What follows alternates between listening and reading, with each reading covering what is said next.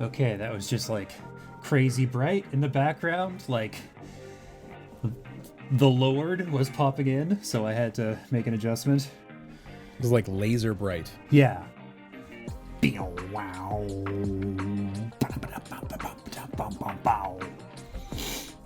Yeah, nailed it. Yeah, I thought so. So the NDA for one of the games I'm covering is it's real long. I had to study it for yes, I had to study it for a while before I was like, okay, I think I know what I can and can't put in here. But like, it's just like you could talk about this thing, but only in the preview section. In the preview section, you can barely acknowledge that it exists. Also, no cutscenes, and just very like detail oriented.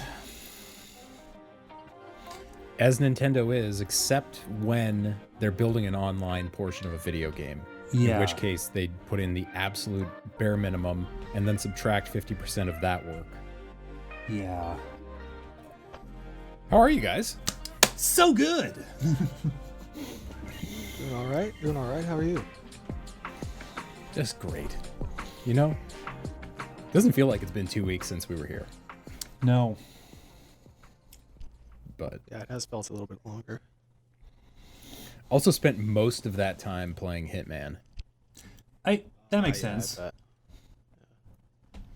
Yep, everybody's gushing over it. It's pretty great. Is it? I don't know what I'm trying to ask here. Obviously, it's good as a Hitman game and also, good as a game. I guess, to what extent did you feel that while playing it? Does it feel like it blows up way beyond anything Hitman does? Or is it just like, oh yeah, no, this is good. This is what I wanted. Yeah, at its core, it is just more Hitman. Sweet. Which I wanted. Well, there you go. But also I feel like there's a lot more flexibility within the levels. They go farther outside of their own wheelhouse with some really interesting stuff. Like the second level is rural England, and the context of the entire mission is, or one of the mission stories is that Agent 47 has to impersonate a private investigator and solve a crime, which will therefore enable him to commit the crime. Okay, cool. Yeah, it's so meta, but I loved it. I wanted to solve the crime really bad. All right, fuck yeah. It also looks just ridiculous. It's not doing anything all that crazy compared to the other ones, but it is so sharp and runs at just this rock solid 60 frames. Sick. Best hitting of men in this trilogy, for sure. Right. Yeah, that was the big thing when IO took those games over, is that they really brought the series back to its roots, to what made it fun, Big levels, a lot of ways to tackle them. There were a few things that I think players didn't take too kindly to. I think that they made the Silent Assassin ratings a little bit too easy. Because before, Blood Money, to get Silent Assassin, it was suit only. Yeah. Time came into it too. It was difficult, very, very difficult. Whether or not you were watching a guide, it was difficult with these IO Hitmans. Not to say that they're bad, because I love the first two. But they definitely were made a little bit more, user accessible, I guess. It's not a bad thing by any means, though. Yeah, definitely more approachable. Yeah. But, man, there's something wacky going on with your video, Red. Yeah, Mine? you're just a bunch of angry squares. You're a glitch face. It's like we're talking to Snowden or something. Yeah. There we go. It's better. Wow. It's just no, it's good. It's good. It's good. Ah, it's gone. It's too late. It's gonna come back. God damn it. It is good now, by the way. Yeah, no, it's good. It's good. You're good to go. Yeah. Let's see, though. My network's been spotty all day. I think that's what it is. Woohoo! All right, we're riding the lightning on this podcast then. Shitty internet, huzzah. It's not a good thing in pandemic times. No. Jesus Christ. You need... But anyways, I mean, this is Press X the podcast. And this is episode 4.2. Episode 2 of the Face season. Yeah, man. Which we still don't have a better name for. What could be better than the Face season? Face o'clock. Face 45. Yeah. The Face inning. Face on? Yeah, there you go. It's like Face Off. We could do a movie poster. Get Nick Cage in it. He appears in stuff. It's not that hard. We could probably get him. I think we could sign him. Yeah, pretty much anybody can get him these days. He's got something new coming out that looks fucking wild.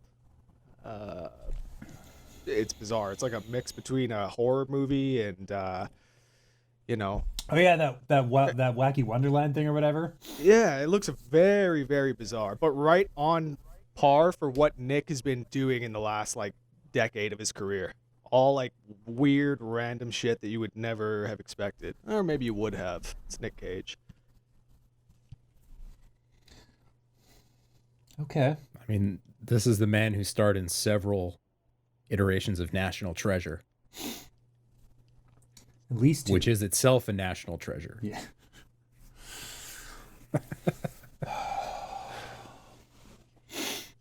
And Con Air. Don't forget Con Air. Nobody forget Con Air. Jeez. We're aware of that film and shall be forevermore. I was thinking about that the other day. Mm-hmm. Why did they stop following the 80s and early 90s action movie formula?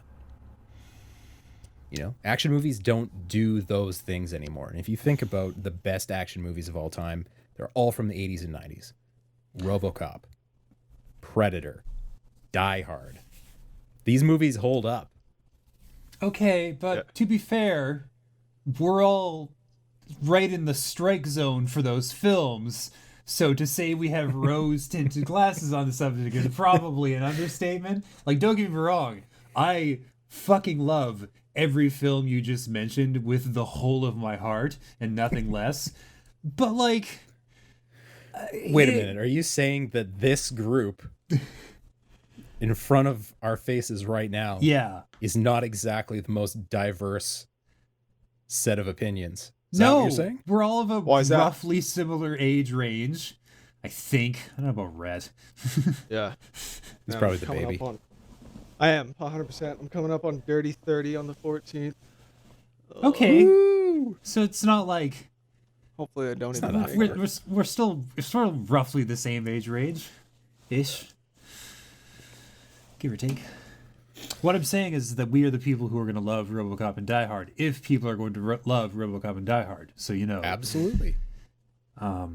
My counterpoint would be that everyone should love RoboCop and Die Hard. Yeah, RoboCop, especially RoboCop. Well, Die Hard's very easy to love, but RoboCop's really easy to love. When they show off the fucking giant RoboCop to the board executives, man, that's fucking history in cinema right there. Whew, that's good stuff. Your move, creep.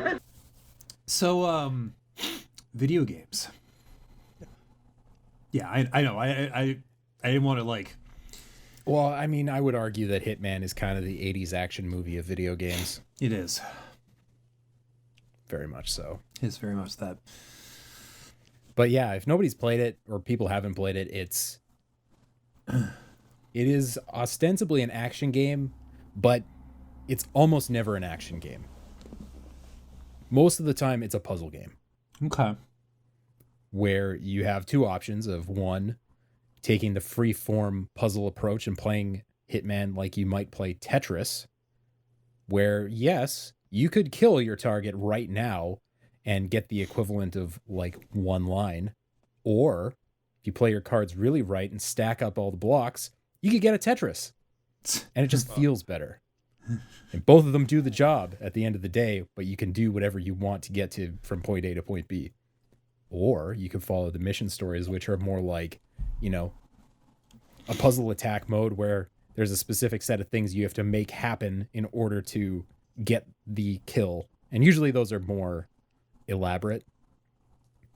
Like, for example, I dropped a chandelier that was covered in hundreds of moose antlers onto a lady's head.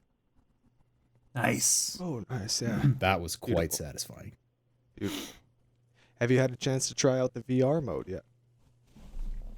We did not get a PS5 code. Oh, okay. We got Xbox code, so I have not played the VR mode. Ah. Unfortunately. The footage does look pretty good, actually. Better than I thought it would have. Of the VR. Yeah. I thought that it would be, I don't know, more tech demo-ish, you know? I didn't think that it would actually look, I guess, as good as it does. Never really know until you get in there, though. Yeah. I mean, it sounds like a good pitch. Sounds like a thing I want to do. And I think I was But saying to you in the chat. Also, a thing that I really don't want to do is hold a PlayStation Move controller ever. Oh, no. I mean, they're not like 100% the worst. They're just not good. That's all. They're fucking 98 at least. Those things suck ass.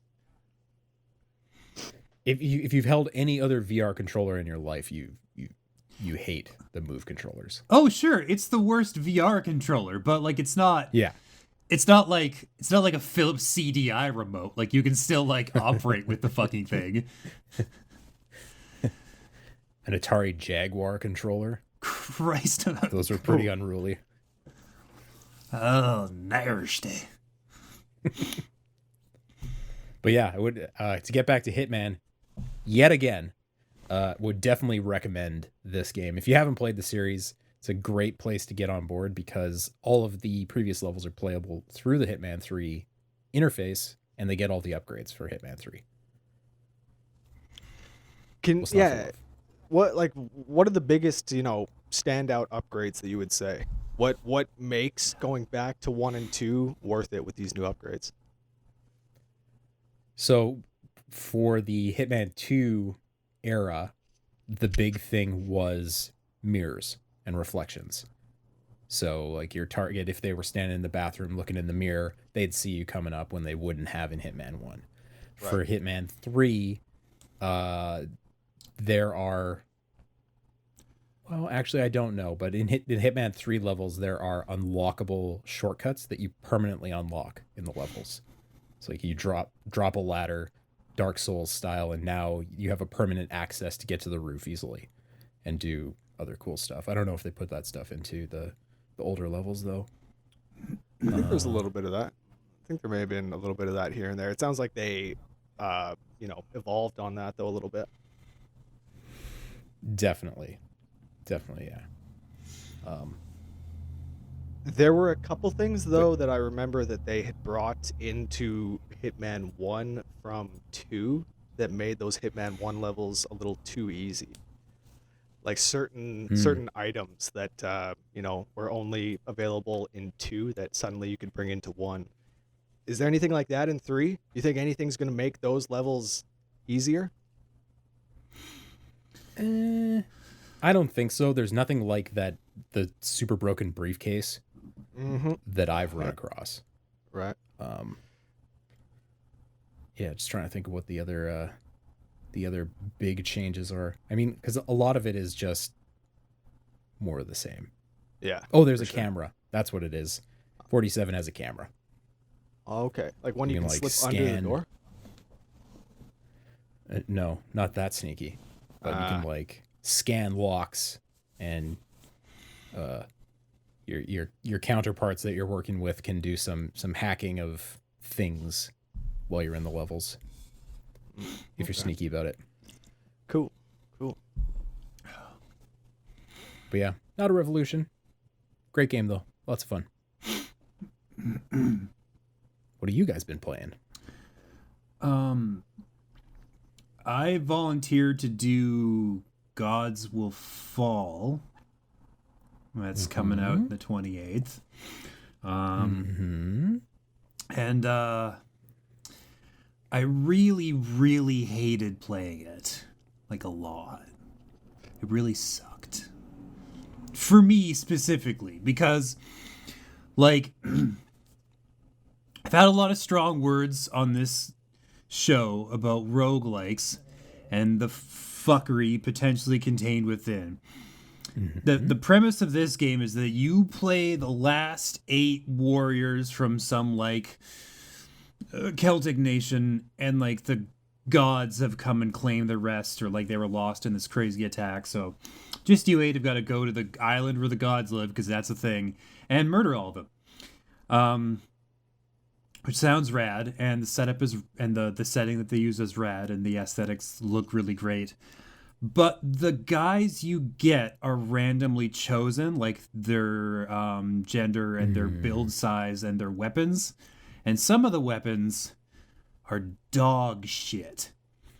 And so what you have to do is hope that you get like the twin axes or the spear so that you can maybe win a stage potentially. And when one of you dies in battle, because like the gods all live in these little cave dungeons, you go into one of them, you fall off of too high of a ledge, or you get stabbed 3 times, your dude dies. What happens then is that he is trapped in that level, and you have to beat the level to get his ass out. And if all 8 people are trapped in the level, it's game over. And then you can't use that save file anymore. You have to just like put it aside like a sad little trophy and start from scratch. But if you beat the stage, you get everybody back. But sometimes they have PTSD and garbage stats because being captured by a god really sucks. So what I'm saying is fuck that game. That seems like a pretty stupid mechanic. If in theory, if you were like really great and like you could get through the combat and kick the shit out of people every time and it was fine, the game you could probably beat in like 3 or 4 hours maybe. But like on top of everything else I've just described, it's another one of these games that took the wrong lessons from Dark Souls, but it's in that top-down Diablo style camera, isometric as it's called. And so in theory you should be able to easily telegraph your moves and get in there and do your dirty business and get about your day. But like everybody's moves are a little bit slow and a little bit clumsy, and you have to like go all the way into it and like really like commit to the move the whole way, like a Dark Souls game. And then when a guy hits you, it can take like a fifth to a third of your health, kind of like a Dark Souls game. And like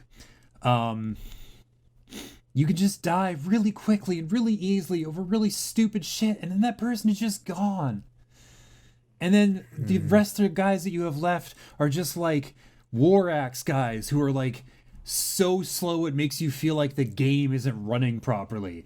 And then they get caught flat-footed by some asshole in his like super swing, and then that dude's dead. And then you're down to 2, and you're like, well, fuck it, I might as well just delete the file because it's gonna make me do it in 10 minutes anyway. But it's a good setup, it's a good premise, and it looks good, and in theory the combat is all right if you like struggle for an unknown amount of hours and like figure out the rhythms of it. But I mean, fuck you, I shouldn't be put in an environment so hostile in the first place in order to learn this strange combat rhythm. But here's the thing about games like that. If you think about Hades, for example, a very good game. Yeah. If you fuck up in that, you can also die in 3 to 5 attacks. Sure. But the difference there is you feel like you're in control of that. And if you die, it's absolutely, definitely your fault because you fucked up. Yeah, and you don't have to delete your save file. Seriously. Also that. Yeah, that is pretty savage, the save file thing. Yikes. Like, I get that there's a small segment of the population who will love this game because it's hard as dicks and absolutely unapologetic about that.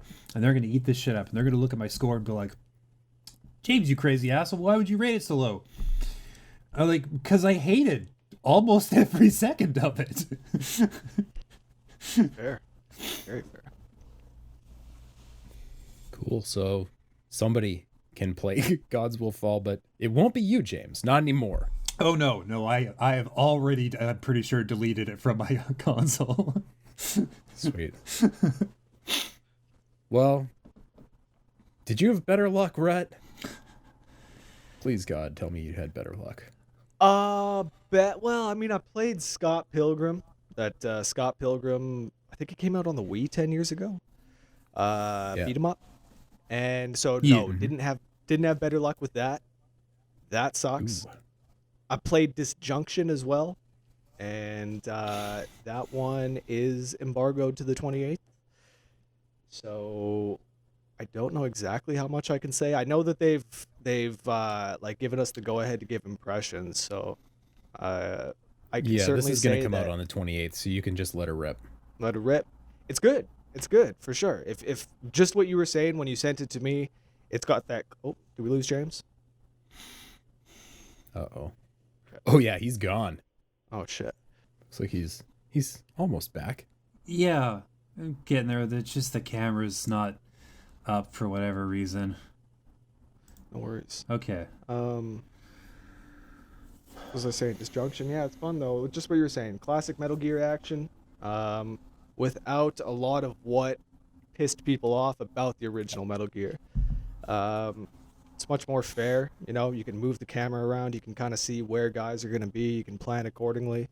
Different characters to play as. So there are different ways to approach levels. And I mentioned in the review that it really does Cyberpunk better than Cyberpunk 2077 did. So, yeah, there's that. Well, that's The story did- like scarcely a challenge. Yeah, right. The story didn't blow me away, but it offered like enough choice and enough consequence to keep me interested. So, yeah, it's a fun game. All Fun right. game for sure. Certainly recommend it more than Nice. Scott Pilgrim. Scott Pilgrim. Hey, Sorry, go ahead. oh, I was just gonna say I have some counterpoints for when you're finished dumping all over that game. Scott. Yeah, that's the one. But go off. Yeah, it's just I don't feel like they really updated it at all. It still feels like it was made in 2010. I don't know. I mentioned Streets of Rage 4. Streets of Rage 4 came out within the last year, and I felt like that game perfected the modern beat 'em up. Yeah, that was I pretty w- smooth. I don't know, perfected is pretty strong, but Well, I mean, Street Fighter 4 is really good. yeah. I just personally had a really good time with Scott Pilgrim. I played through it like 4 times when it was originally released. In 2010. Sure, but to be fair, the release in 2021 of Scott Pilgrim is essentially just a celebration of them getting the digital distribution rights back.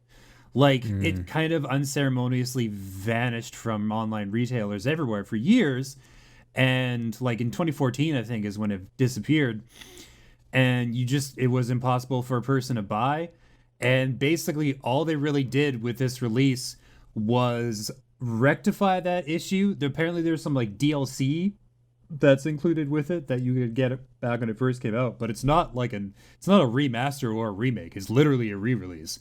So no, Rhett, there probably wouldn't be any new content. My judgment is strictly based off of my time with it back in 2010. Okay. But yeah, in terms of it not being updated, you're right. There's nothing new. Yeah. Yeah.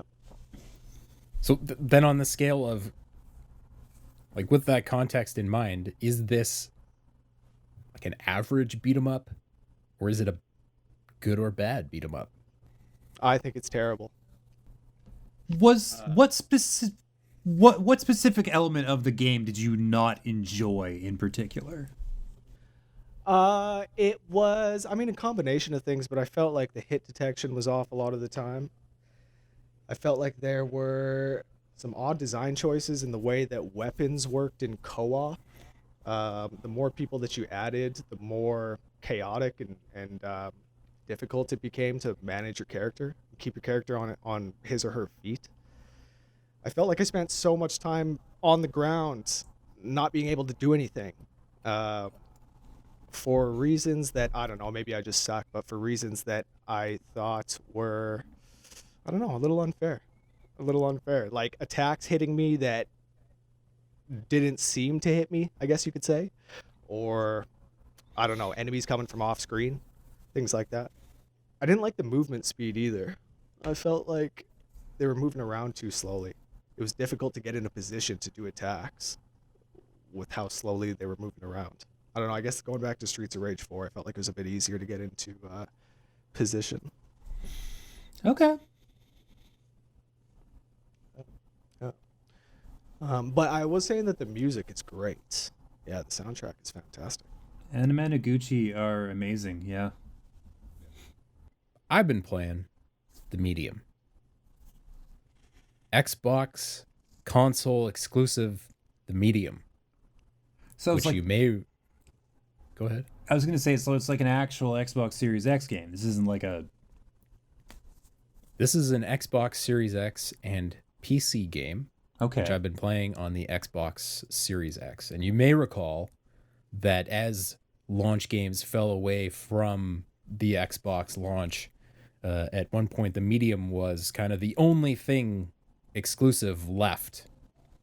And then that got delayed to this week. And it's a Bloober Team game. So they made games like Blair Witch.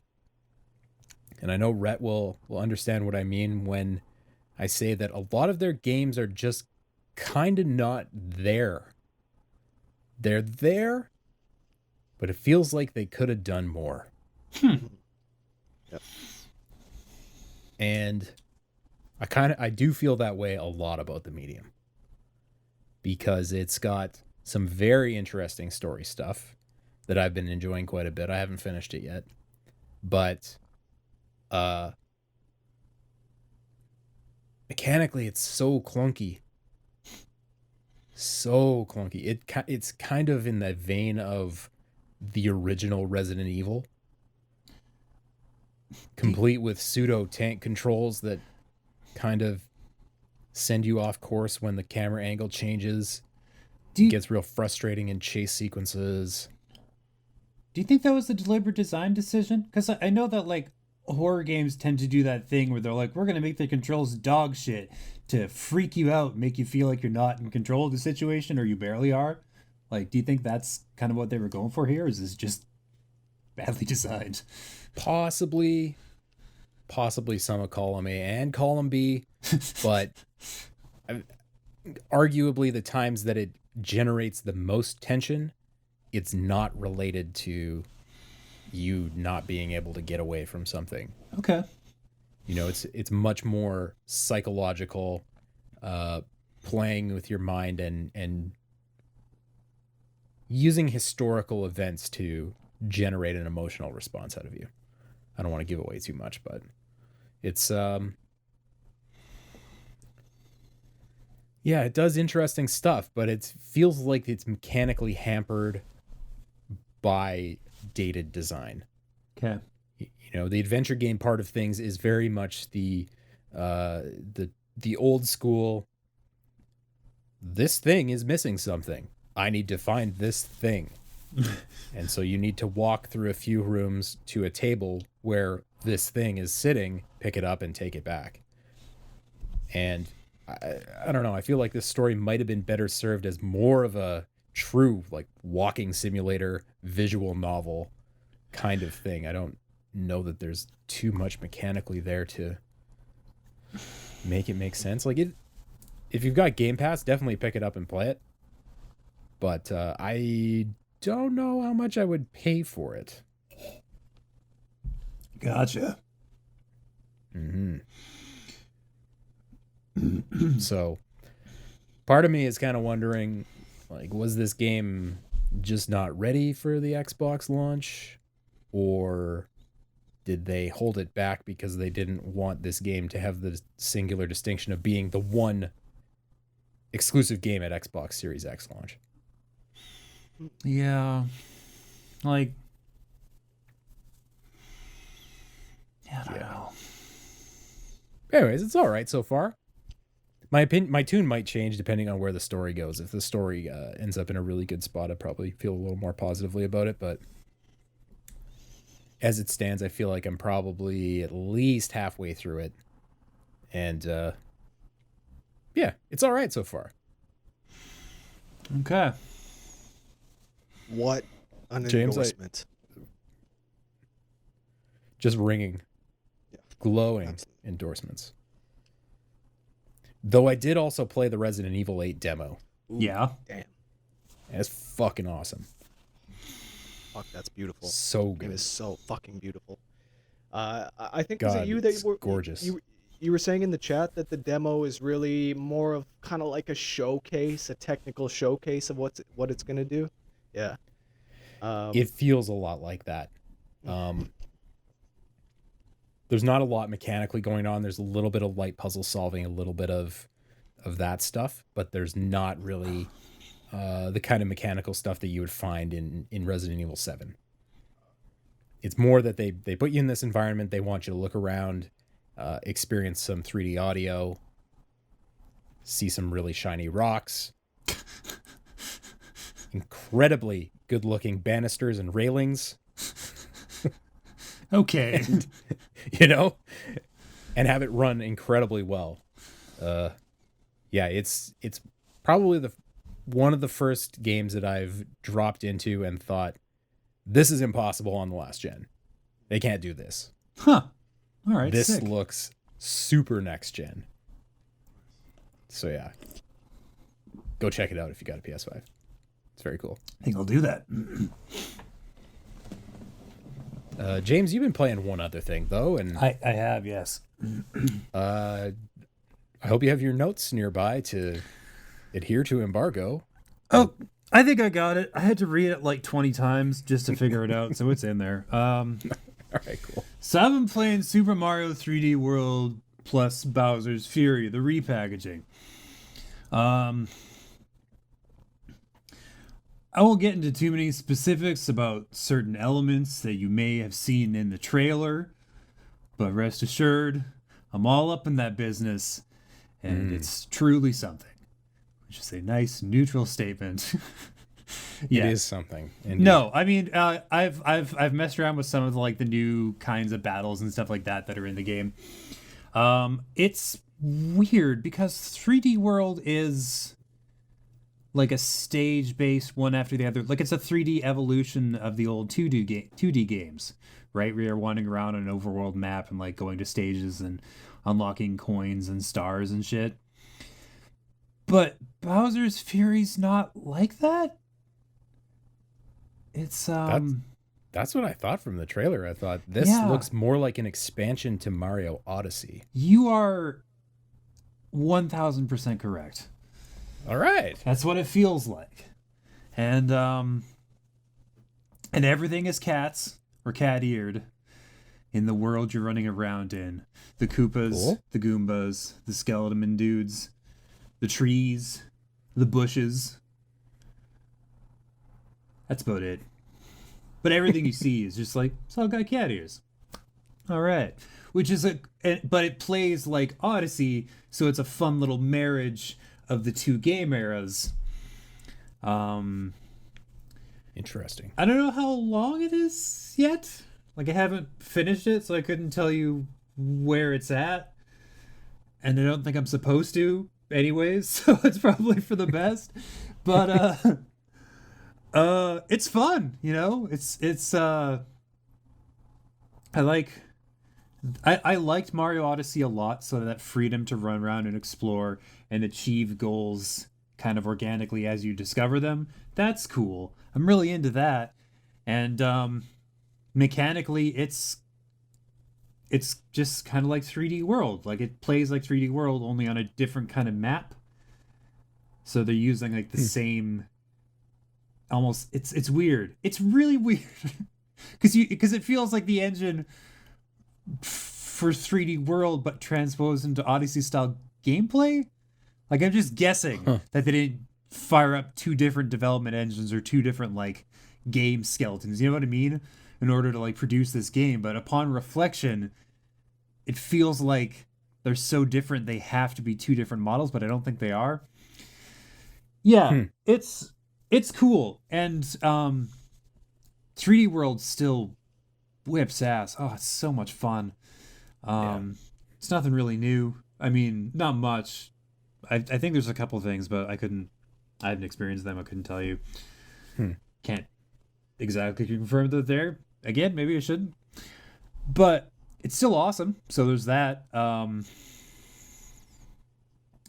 are crisp and clean and delicious, and everything just looks so good. And that Nintendo polish with 3D World is just like, it's on. It's so good. You even doing dumb little shit like hopping into a pipe, collecting coins, bopping bad guys in the head, all that jazz. Just feels like it's like driving a fucking Ferrari, man. It's just like so butter smooth and beautiful. Nintendo, there's some mainline games that Nintendo puts out that like have like such embarrassing levels of polish. God. Yeah.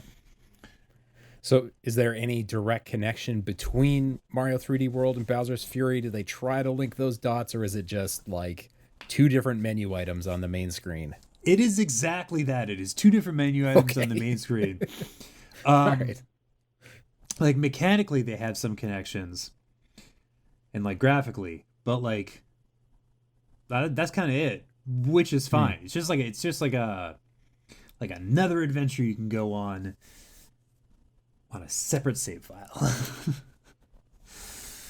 And is Bowser's Fury as co-op friendly as 3D World? Yes, to a lesser extent. Okay. So you can do some teaming up. Not quite as many characters you have access to, but they're there. Okay. All right. Well, there we go. Those definitely sounds like some non-final impressions, James. Yeah. No, I'm having a lot of fun. It's really hard to put down. Sweet. Anything else anybody wants to cover? Games he played, didn't play, want to play?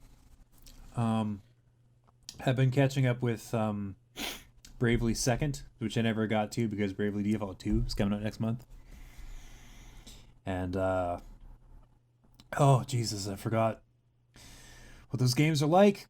It's just like, for somebody who likes a very specific kind of combat system in RPGs, it's like the guys who made the Bravely Default series were like tapping my phone or something, or like hacking my emails, because it is exactly specifically what I want mechanically in a combat system in an RPG. Like, it's just like, I feel like I want to lift up some character's shoe and it'll have my fucking name scrawled on there. Like, it's just so specifically my jam.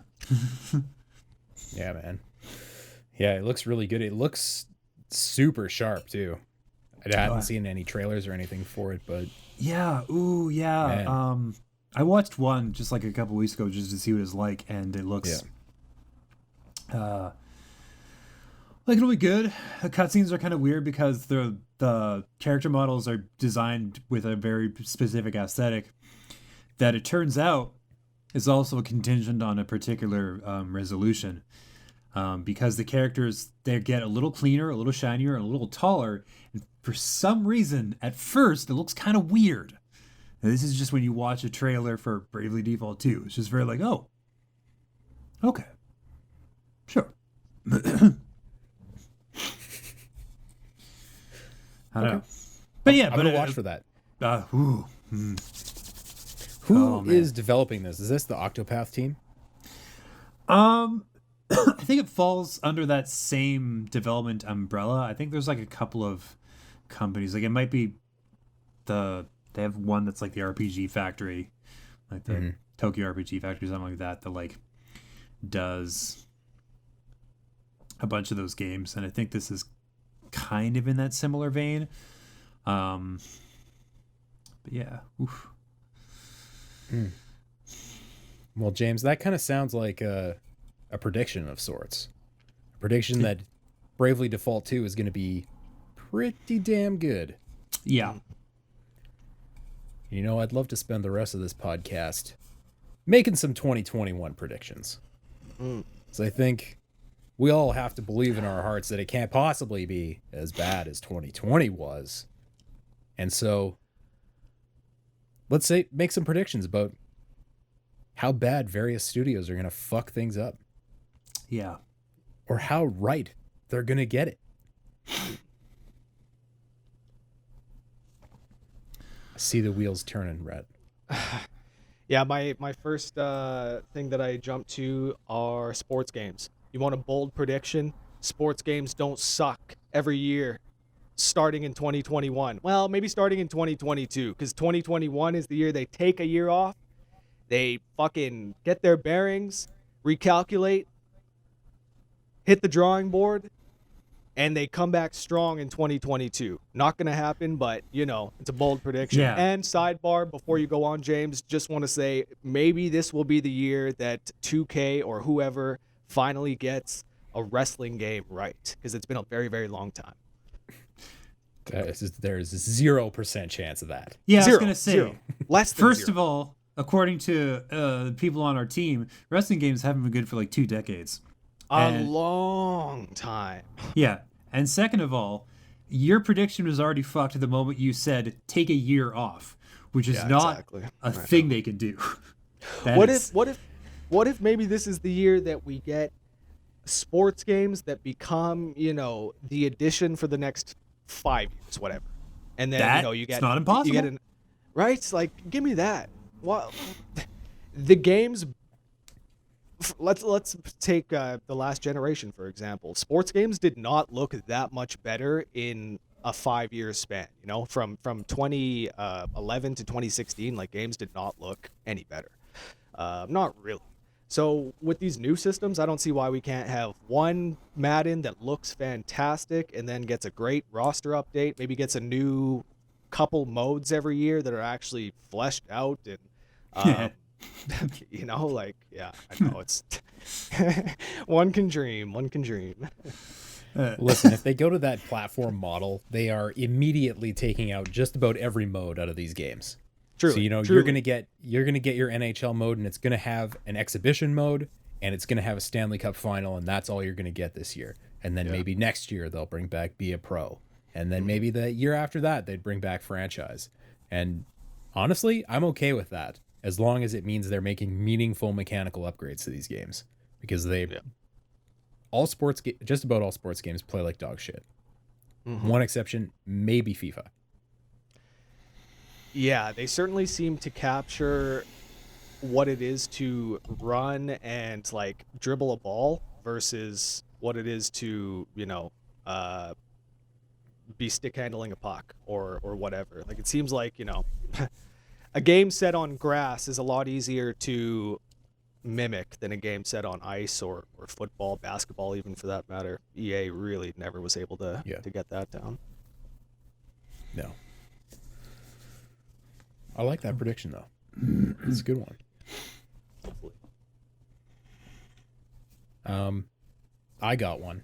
Okay, shoot. And I was just looking through the release list of things that are planned to come out in 2021, and I noticed something I hadn't heard in a few years, that being Skull and Bones. Oh. Which is that Ubisoft ship battling game that I'm not convinced they have any idea what it is. First, it was going to be like kind of a Assassin's Creed sort of offshoot, and then it was just going to be ship battles. But I'm going on record here and saying that it's going to get a major relaunch. They're going to go hard on Skull and Bones, and it is going to be yet another Ubisoft game. Fuck. That's it. That's the prediction. It's just going to be an Ubisoft game full of icons and a massive world that Alex Thomas wants to explore.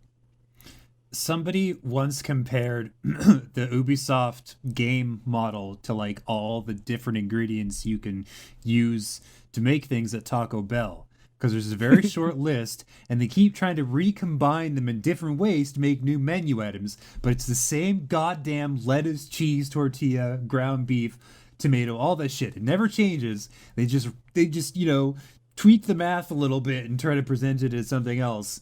And that is exactly what Ubisoft does with their fucking formula. They have a very small toolkit that they recombine constantly in the effort to like make a new thing.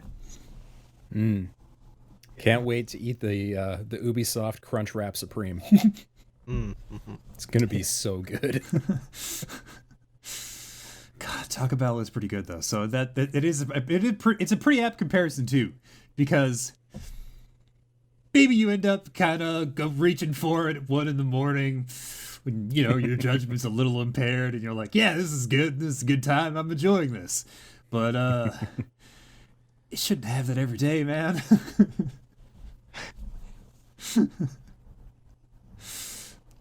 Yeah. You got a point there. You got a point. Yeah, again, not mine. I cribbed it from somewhere else. I think it was a Penny Arcade comic, but yeah, it's a very good point. What do you think, James? You got a prediction here for 2021? Yes, I do. My prediction is that we will finally get a new version of the Switch, or what people are clamoring to be called the Switch Pro, and it is going to be very disappointing. It's going to be very disappointing to basically everybody who wants one to exist, because anytime Nintendo does this, where they have a console and they're like, well, we're going to put out a new version of that console, generally it's a pretty small improvement. Like the new 3DS was just like a little bigger with like a slightly better processor, so like things didn't like come with any slowdown. It had like a second analog stick, like just very little things that made it was small enough changes that you felt like you really had to deliberate on whether or not you were going to buy the upgrade. And it's the same with like with the DS, they added backlighting, which was honestly enough to justify a second purchase, but it's a small change, right? So I think we're gonna get a Switch Pro. Okay. It's gonna change like maybe 2 things. Like it'll have a slightly stronger processor and some functional upgrade to like the Joy-Cons that's like cool and convenient, but like doesn't blow the fucking doors off. I have a prediction for it as well. They're gonna get rid of the black bezel. It's gonna be the whole display is gonna be from corner to corner surface area. Okay, that's extremely plausible. Yep. There's a lot of real estate missing there. That's true. I mean, also, what are the odds of them calling it the Nintendo New Switch? Oh yeah, the Switch Plus maybe or something. Switch Up. Yeah. The Switcheroo. Yeah. I like that. The Switchback. It'll be they'll give it a contested name that half the people will hate, and it'll change 2 things, and it will not be big. Because people are like, because if they make, for example, what some people have been clamoring for, if they make a 4K model, then what that means is that every game that comes out after the release of this model has to use the new version of the Switch, and then you cut your fucking install base in half, and it's just like, boy, oh boy, we're gonna sell a lot of these games. Not anymore, you're not. Yeah, that's a good point. Very good point. Also, if you tried to design a handheld system that was going to pump out 4K graphics into Even the just palm of docked. your hands, Docked. Have fucking fun. but like, regardless, that's going to be like holding a nuclear fuel rod in your hands. It's going to be hotter than the surface of the sun. Like, fuck. I could see maybe going from like a 720 screen on the Switch right now to a 1080. Yeah. Like Okay, they blow sure. that screen up to the edges and make it 10'80. Sure. 900. That's it. Yeah, they'll do another like half. 900. Drop it down. 540. Because they want to make sure that Crisis runs on this baby. Absolutely. Yeah, no, a lot of Switch diehards will tell you already that the Switch can compete with, They will say the PS5. They will say the Series X. I won't even acknowledge those comments, but they will say that the Switch is on par with the PS4. It is on par with the Xbox One. It's not. It's not. When No. Nintendo develops a game for it, like you said earlier in this episode, when Nintendo puts that ridiculous Nintendo polish on their games, they're fucking amazing. And when the Switch works really well, it's awesome. But those moments are few and far between with that system. It's the typical Nintendo problem that they've had with every one of their consoles since, I don't know, the Super Nintendo. That their games are fucking fantastic and nothing else can hang. Yeah. Most of the third-party stuff is generally garbage.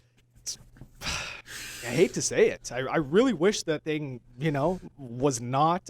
I'm not going to say it's bad, but I wish it wasn't as bad as often as it is. That's a long time Nintendo problem. It's something I've made my peace with fucking generations ago. It's just like, no, you're gonna have this console for the first party titles and a handful of third party titles. Generally, that's about it. Sometimes you get a console that hits a sweet spot, like the Wii and the DS, were somehow really easy to develop for, and then so you had like crazy amounts of good third party shit on there. But like it's kind of a rare occurrence. Like the DS was like a special focal point of their history. Ooh, how about that for a bold prediction? The Switch 2, it's clamshelled with a second screen. Fucking huge. Okay. Yeah, that's bold. That'd be a great. bold. They were like, well, we didn't want to bump up the resolution too much, so we wanted to give you double the power, so we just made another fucking 3DS. Surprise! Man, like how pumped would people be on that? I think a lot of people share that same sentiment that you do, James, where the DS was a special time in their history. Yeah. Just a lot of good third-party stuff, like crazy amount of good RPGs. Yeah. See, we were talking Fire Emblem the last episode. I would love to go back and play those Fire Emblem like remakes that were on. Yeah, that'd be fun. No doubt. I got another prediction. This one's dark. Okay. It's not good. Okay. We don't want this, but it's gonna happen. Make no mistake. This one is 100% guaranteed. All right.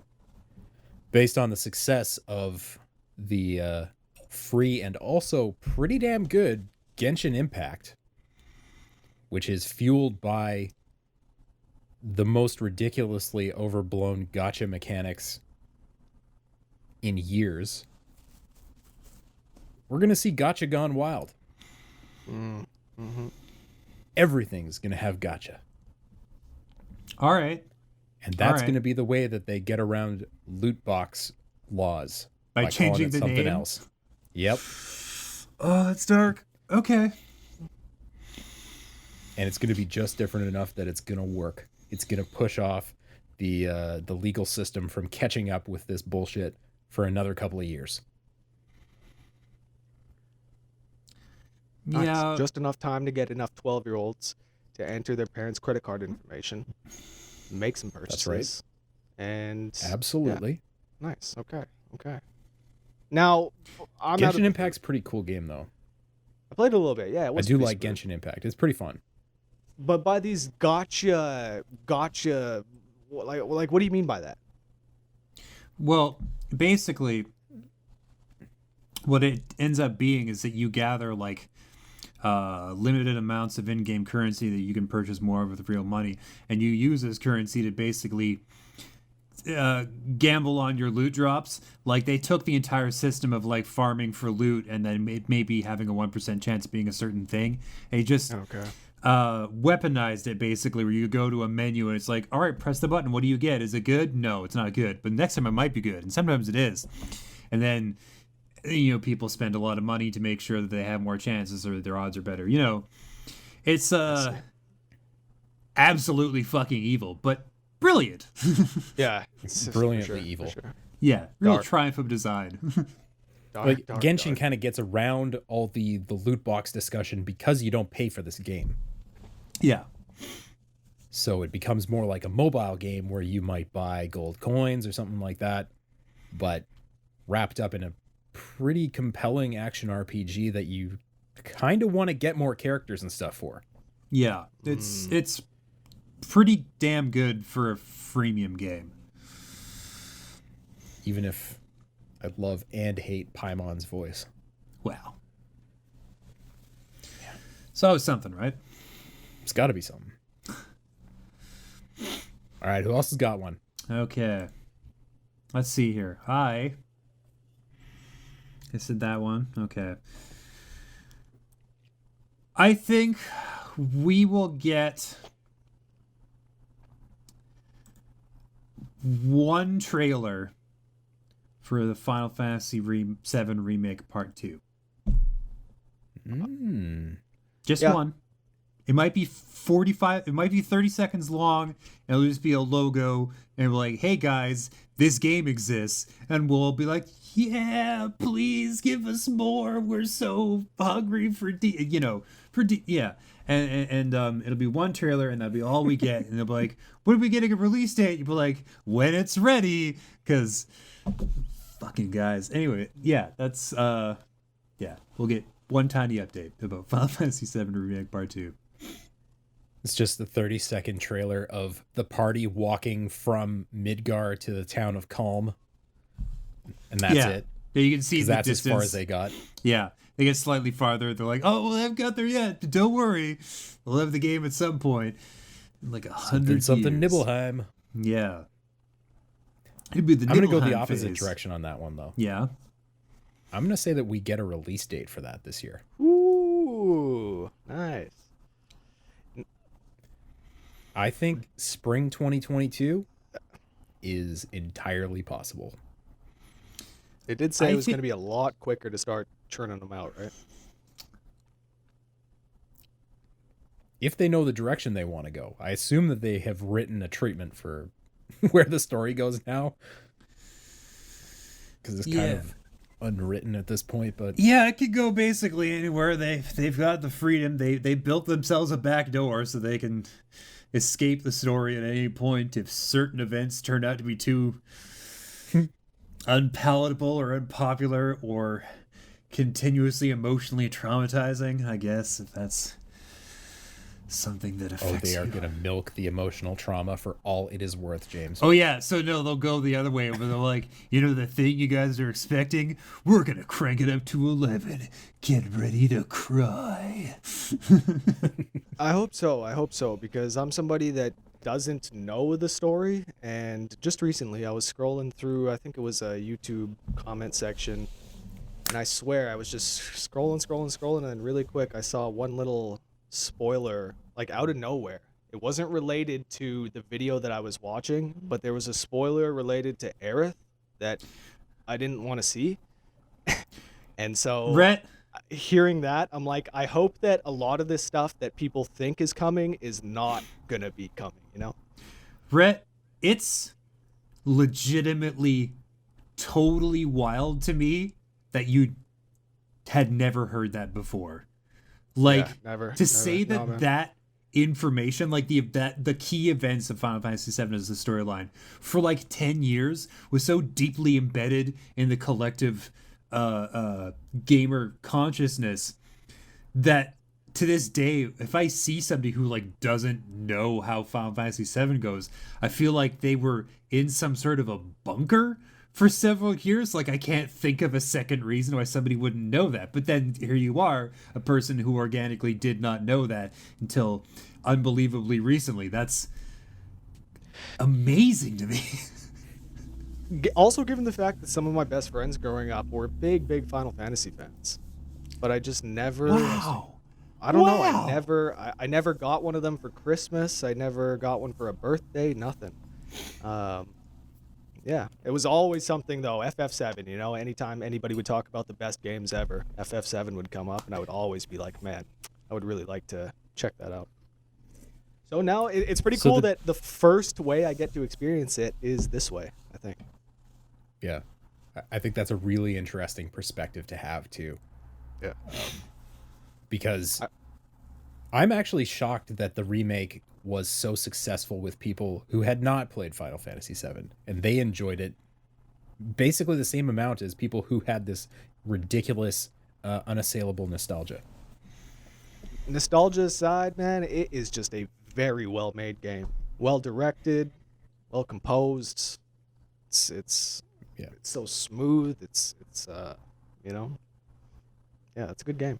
Hopefully the second one improves on it. And I guess now that we're talking about Final Fantasy, if you want another prediction for 2021, maybe we get, I want to say a release date. Bold predictions. I'm going to say a release date for that Final Fantasy 16, is it? Is that where we're at? 17? Yeah, 16 is what's coming 16, out. yeah. Give me a release date for that. Not as soon as March 2022. That's what you said, right, Paul? For Spring. 7 part 2, spring 20. Okay, so I'm gonna say,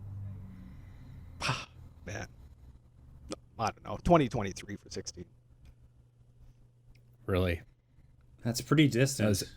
I'm gonna say that one's coming out this year. This year, but if it was gonna be this year, wouldn't you think that they would have more information on it when they showed it off last time? Well, I mean, they did have quite a bit of information on it. Like, they didn't say a whole lot, but obviously the narrative is complete. The voice acting is complete. Right. The combat looked relatively complete. The thing that didn't look that done was the polish on the graphics. Like, the lighting didn't look right. Things like that looked like they were not there yet, which is something you'd expect in something that's in an alpha or early beta form. For me, I think that game could very reasonably come out this year. Yeah. Fair. If it doesn't, it's because Square Enix has, like, they want to make sure that there's the holes in their release calendar are as small as possible. Yeah. Mm-hmm. So, like, they're probably, depending on how ready the game is, they might even be, like, picking their target. Be like, well, we got to drop it here because we got nothing else going on. And you know what I mean? They got some sort of, like, crazy mathematics at play for that. And just an aside, here's the beauty of that Final Fantasy VII spoilerette, is that despite knowing the spoiler itself, there's so much context and surrounding information in that whole scenario, as it's definitely not ruined for you.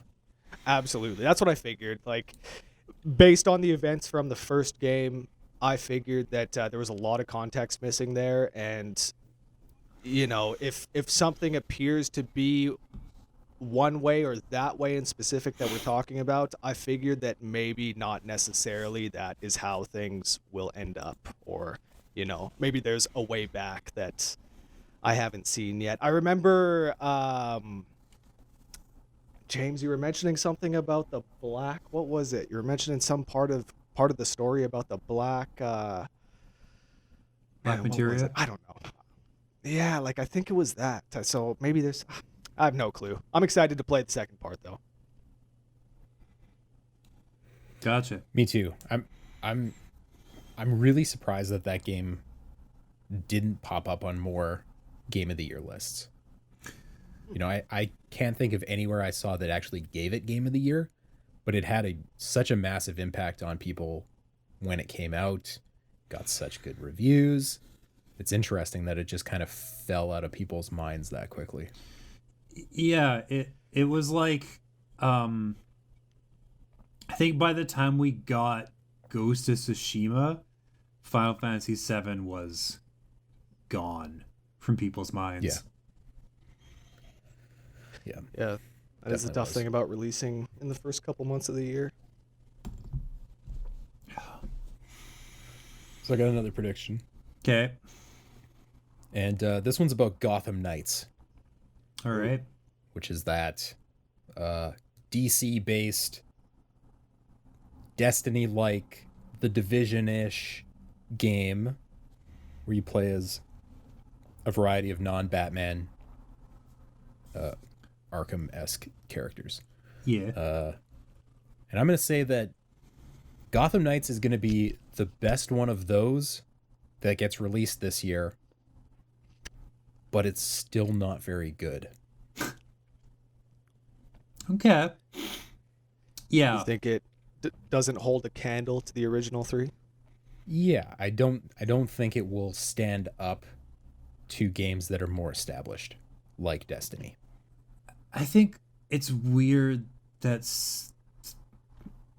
the last superhero game that came out that was trying to bite off Destiny's piece of the pie was such a fuck up at it. Like Avengers was so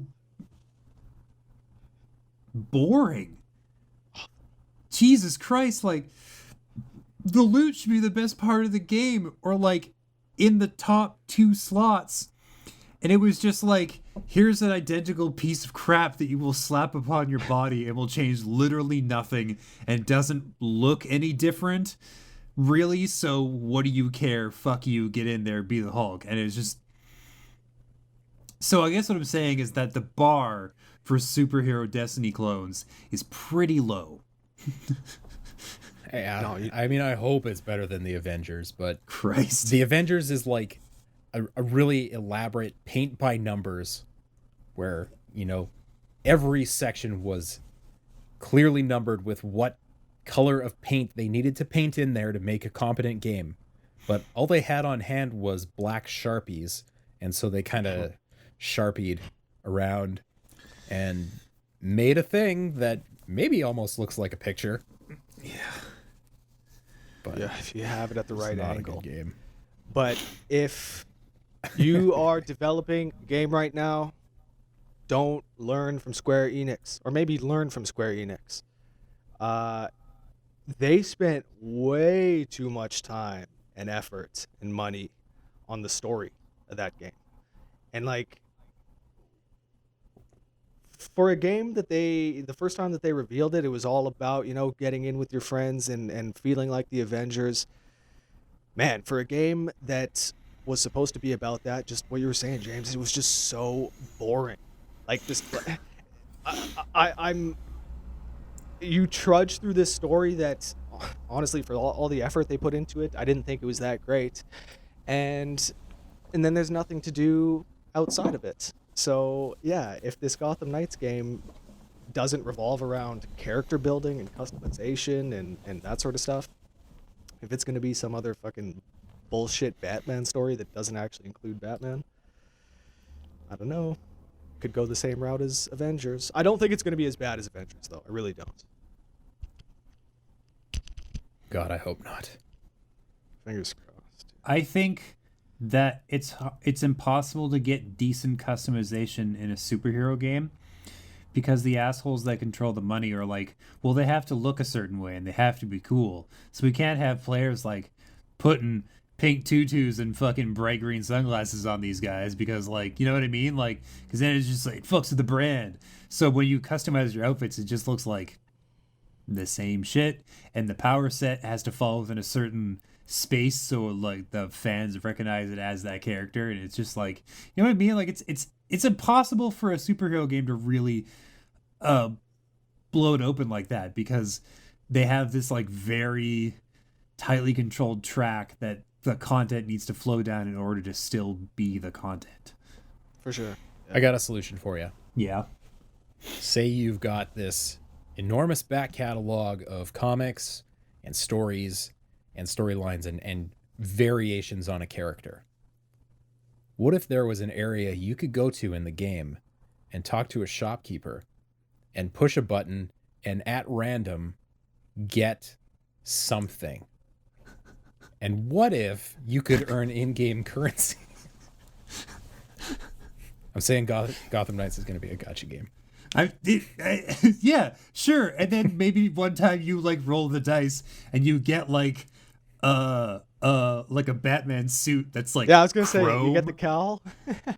Yeah, you get the chrome body armor, and you're like, I'm the same superhero, but I'm fucking shiny. And then all the other players are jealous of you and your chrome ass superhero, and you play the game forever to chase that high. You know. If they do enough of those suits and they do that kind of thing, that can work. Because it works perfectly well in the Spider-Man games. Yeah, the Spider-Man outfits are awesome. They don't even have an incentive to drip out more suits than they do. It's great. So I've got a couple of more predictions. God, your computer screen is shockingly bright, James. Yeah. When you go into a document, holy shit. All right. So my Christ. prediction is that we'll get a pretty far ways into the release of Halo Infinite, like probably to the closed or even the open beta stage, and it's gonna make people really nostalgic for some older Halo release. I don't play them, so I don't know which is the best Halo, but like people are gonna be like, oh man, remember what this Halo did that was so awesome and so rad and everything else. Meanwhile, there's Infinite, and then there'll be articles and stuff coming out, but like, here's what Infinite's doing wrong, and here's what it can do to fix it, and here's the 5 things that Halo Infinite needs to do to become a truly memorable Halo game. That's the kind of Halo game we're gonna get in fucking open beta in 2021. So do you think the final game will release in 2021? Now No. that they have gone on record and said holiday 2021. No, I don't think so. I think we'll get some version of it for sure this year, but it might be like a limited release, or like, well, we're gonna drop some multiplayer maps and get people in a sort of like an open beta, which is just like anybody who has an email address, and then they'll all like do multiplayer, but like, the campaign's coming, guys.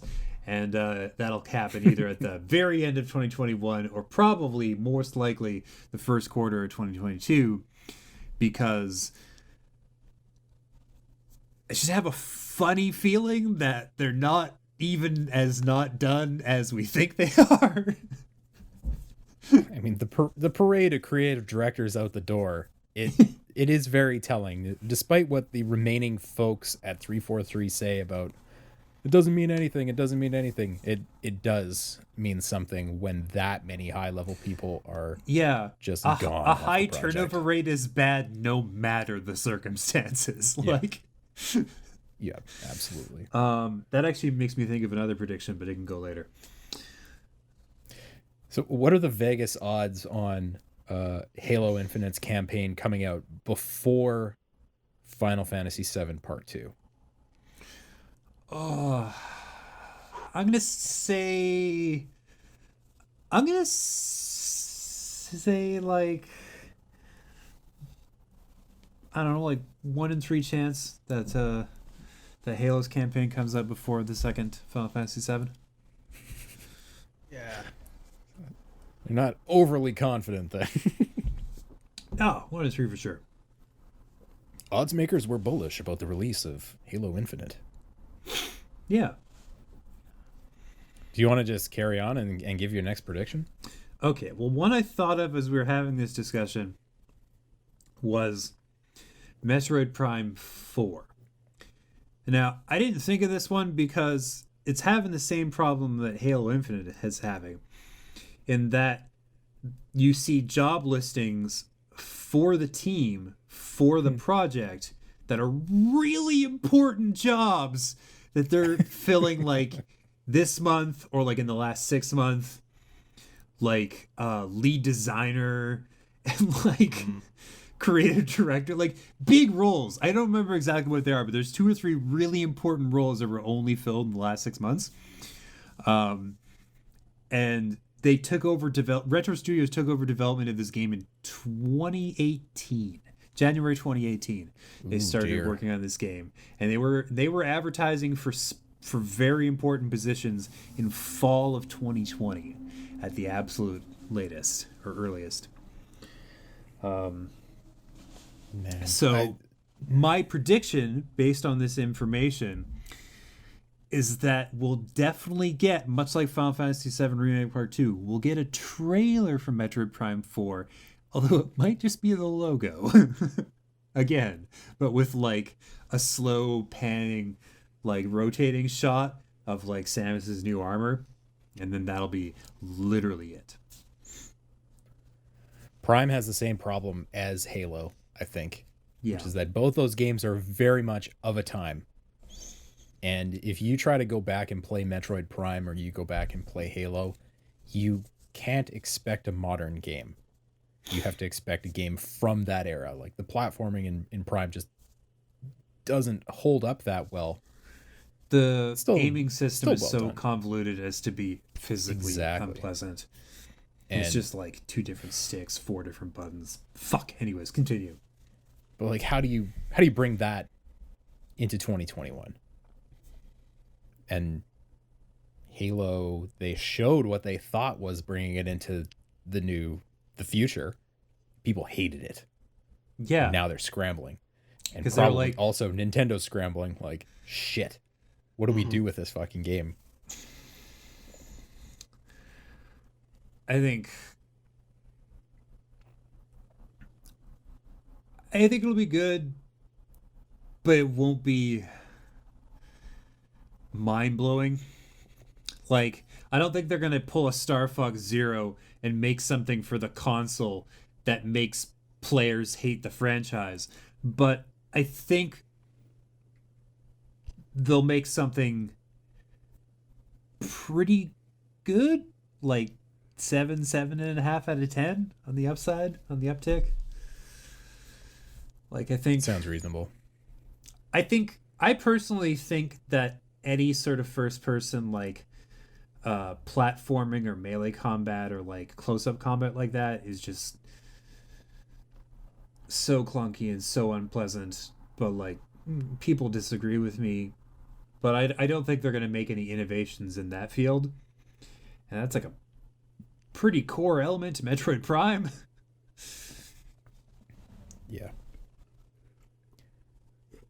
For my last prediction here, I've got a Metroid adjacent prediction. All right. And that is around Axiom Verge 2, which is supposedly coming out this year. And the original Axiom Verge, for those who don't know, is an awesome Metroidvania game. Very retro inspired, going so far as to have upgrades for your character that, quote unquote, glitch the world to advance.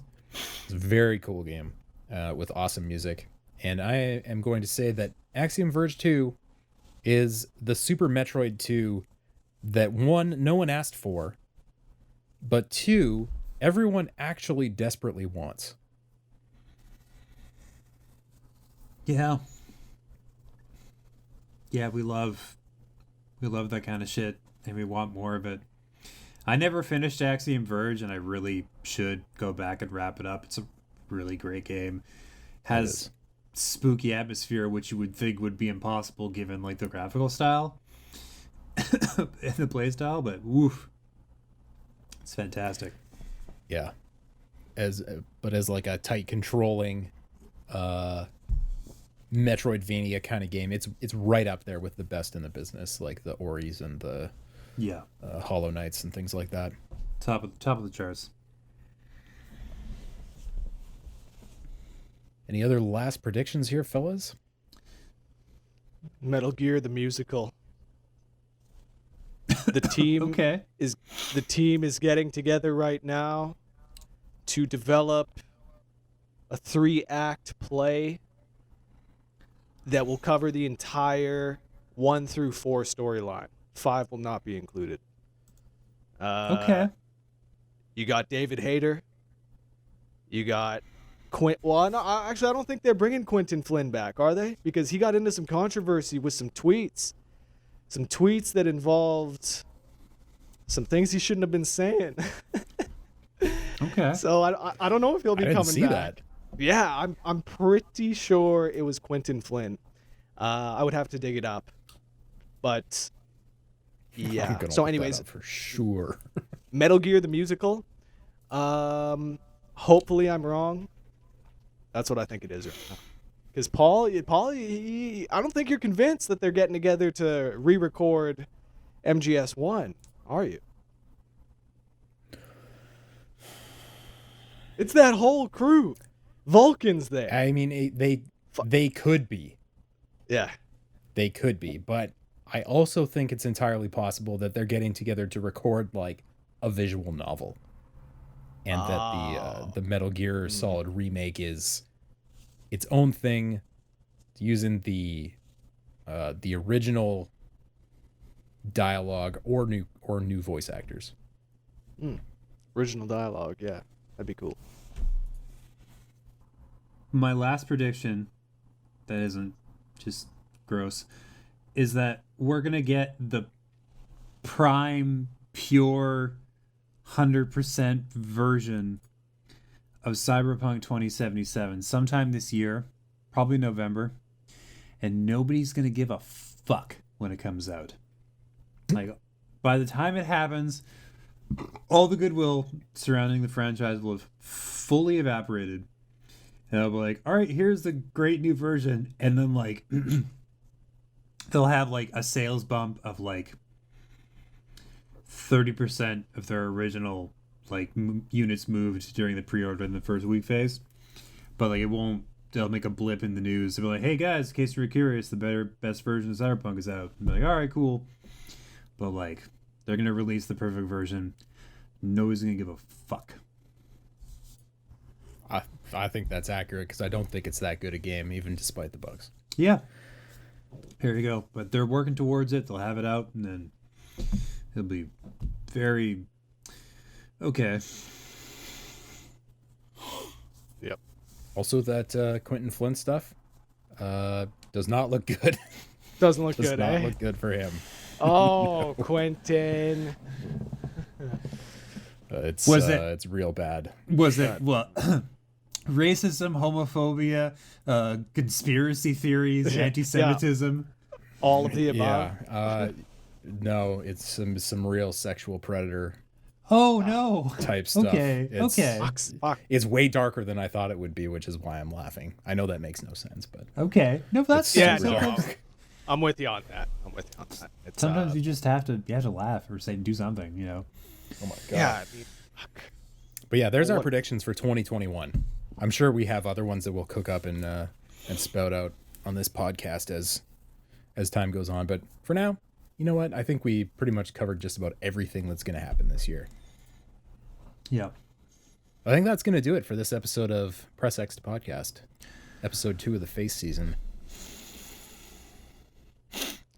This time, all of our faces are even moving and stuff, whereas last time it was just like a still image of Rhett, and then the two of us kind of like hear more than that. But now it's a triple threat, face the clock, yo. Good times. The Face o'clock triple threat. Yeah. Okay. We'll workshop that one too. Or not. No. We'll edit and workshop nothing. The very first idea we have is the one we go with, etched in stone every time. No revisions. I like it. All right. I mean, honestly, there's not a good reason for us not to do this show live because there's literally no editing. Yeah, that's a good point. Maybe we should take Like- callers. You know, Yeah. live Now that's a slippery slope. call-in show. You know. Yeah. Yeah, it's slippery, but I feel like we could, maintain control, so to speak. Us three musketeers. I think people would be very, very respectful of us and our wishes. I think some of them would try to fight me physically in spite of the fact that they can't do that. I think it would not stop them. Yeah, well, that's fine. We got Paul. He'll fucking beat the fuck out of anybody that steps up. Me too, Paul. You might have to step up for me too. So Yeah, man. yeah. Okay. All right. No problem. Yeah, I don't know. That kind of sounds like just the right kind of greased up. You know?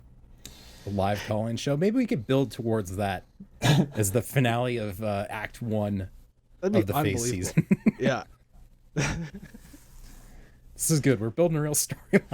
Yeah. Call in. Yeah. Yeah, we're taking feedback on our faces tonight, so please call this number. Yeah.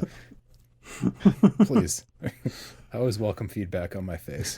Yeah, this thing I can do nothing about, please. Constructive criticism only. Yeah. Yeah. Well, Thanks for listening. Thanks for watching, everybody. We do appreciate you hanging around and hanging out with us and giving feedback on James's face. Yeah. We're looking forward to that. Face feedback. Good face. Until next time. Enjoyed it. 4.5 stars. 5 out of 7. Nice. 4.5. Yes, 5 out of 7. Yeah, there we go. My Internet rating, stuff. Yay. my rating was out of 5 stars. My rating was better. Goodbye, yeah, but mine was a everybody. callback to a famous Reddit thread. That's right.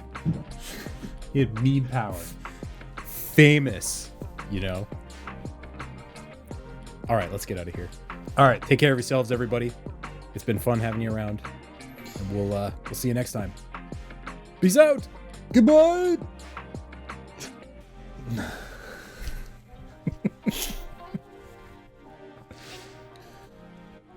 Wow. All right. That was good.